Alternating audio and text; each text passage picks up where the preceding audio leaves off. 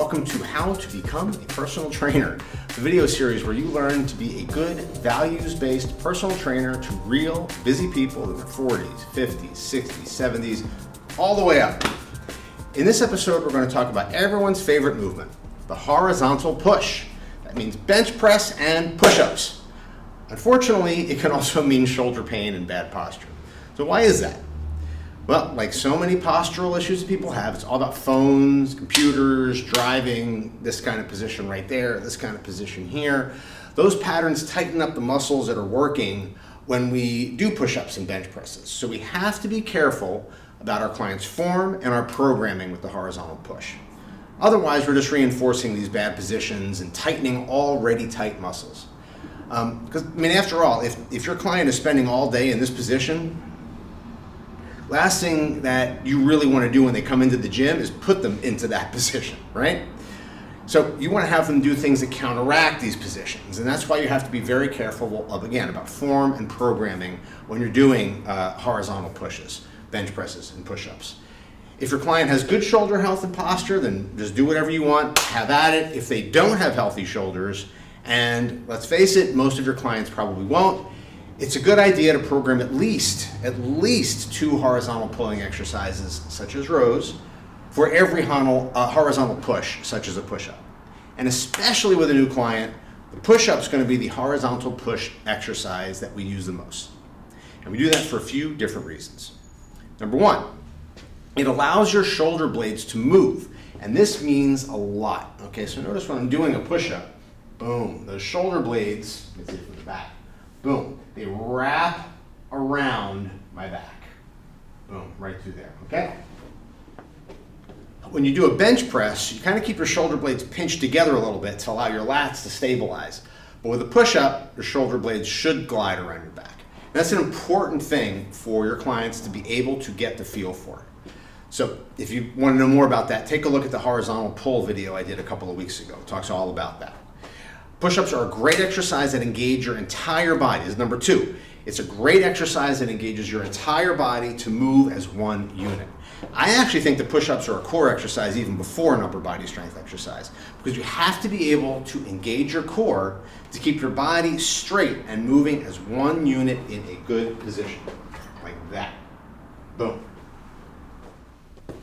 In fact, most of the problems people have with push-ups are because they can't use their core correctly throughout the movement, which leads to bad positioning through either their shoulders, their hips, their head, or all three.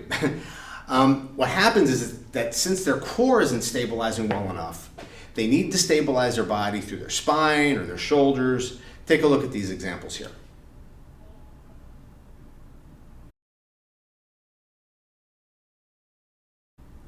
And last but not least, push-ups are an easy exercise for anyone to scale to their abilities. All you need to do is raise their hand position. I like to use, boom, a bar and a rack. The higher the bar position, the easier it is because they're supporting less of their body weight. So put that bar in the rack and they're ready to go. And as a side benefit, there's nothing that'll build a new client's confidence in you and in themselves faster than showing them how to do an exercise well that they thought they couldn't do. If I had a nickel for every time a client told me they couldn't do push-ups because they didn't even realize that was an option, that bar, I'd have a lot of nickels. In the knee dominant video, I talked about how we like to make knee dominant exercises as hip dominant as possible. Well, that's also the case here. We want to make horizontal pushing exercises as horizontal pulling centric as possible. And the reason for that is, you guessed it, shoulder health. You need to be able to both move and stabilize your shoulders through your shoulder blades well to keep them healthy. You can see when people aren't stabilizing their shoulders when they do push-ups, when you see their elbows kind of flared out to the side.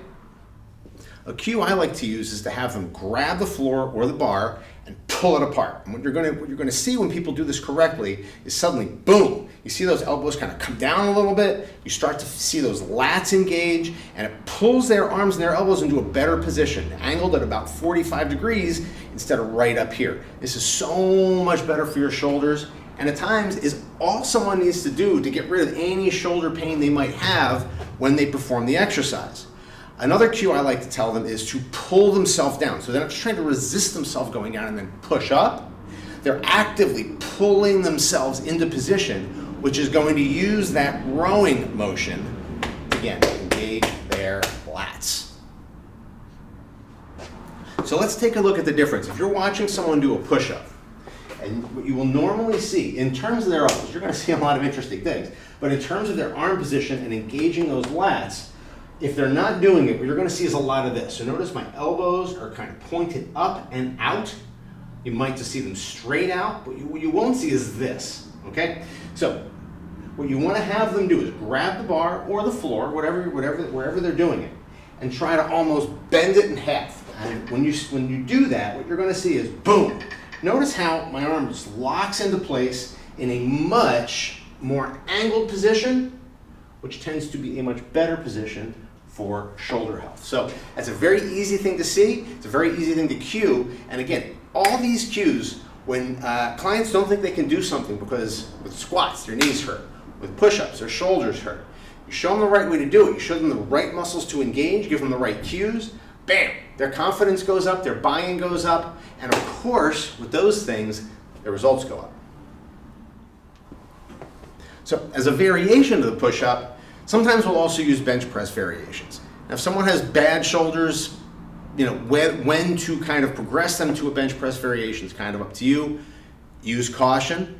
But if they are, a dumbbell bench press with neutral hands, which means palms facing each other, that can be a fairly shoulder-friendly variation. Also floor presses where you're doing basically bench presses lying on the floor instead of a bench. Those cues are always going to be the same though, whether they're doing them on the floor, doing them on a bench, or doing some other variation. They're always going to try to kind of keep those shoulder blades together and pull the weight down, okay? And doing that is going to make these exercises as much of a pull as we can make it. That makes it so much better for their shoulders and helps counteract what the postural problems that so many people have. Oh, and here, I love these little tricks. Here's a good one. One of the easiest ways you can spot someone who has rounded shoulders or is a little tight in their chest, if they're standing in a relaxed position and you see the back of their hands, as opposed to this, their thumbs, or even their palms, boom. Notice the difference from the side. Boom, boom. I'm not trying to do that, it's just happening. Their shoulders are just rounding forward. Notice also my head kind of pokes forward a little bit when I do that as well. Okay? Just keep that in mind. If you're seeing the back of their hands, that means those shoulders, whoop, tight, chest, nice and tight. Okay?